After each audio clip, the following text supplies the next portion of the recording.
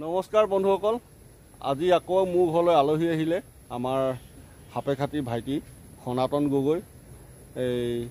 মোৰ টেবুলতে বাঁহী এটা পৰি আছিলে, তাকে মই বাঁহীটো ভাইটিক দিলোঁ যে ভাইটি বাঁহীটো অকণমান ফুকি চোৱাচোন কেনেকুৱা কি কথা। তাকে সেই বাঁহীটো ফুকিবলৈ দিছোঁ, আপোনালোকক বাঁহী ফুকা শুনাই আছোঁ, চাই থাকিব।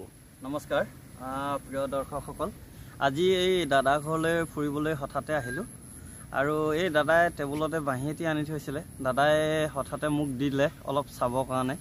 বাঁহীটো এনেই আৰু বজাবৰ কাৰণে ক'লে দাদাই, তাৰপৰা ভিডিঅ' এটি দিম মই, গতিকেলৈ তুমি অলপ বজোৱা বুলি ক'লে। মই এনেই চাইছোঁ, অকণমান আপোনালোকলৈ এটি সুৰ আগবঢ়াইছোঁ। আপোনালোকে দাদা চেনেলটি like, comment, share and subscribe কৰি দিব আৰু ভিডিঅ'টো যদি ভাল লাগে আপোনালোকে সদায় এই দাদাৰ চেনেলটি চাই থাকিব।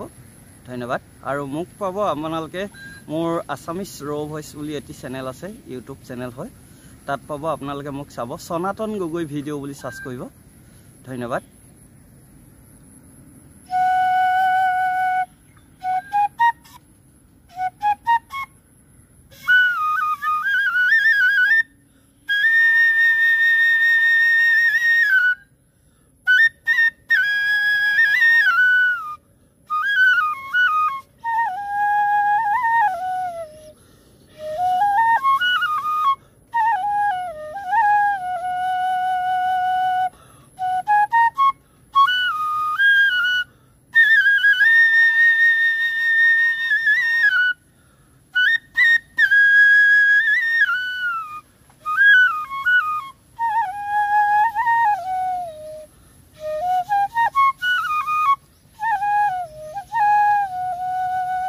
গতিকে ভালকৈ নাবাজে, বাঁহীটো ক্লাছিকেল নহয়, যিহেতু এনেই দাদা কিনি আনি বজাৰৰ পৰা বিহুত লৈ আহিছিলে এনেই বজাবৰ কাৰণে।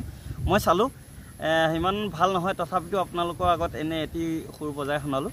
ধন্যবাদ।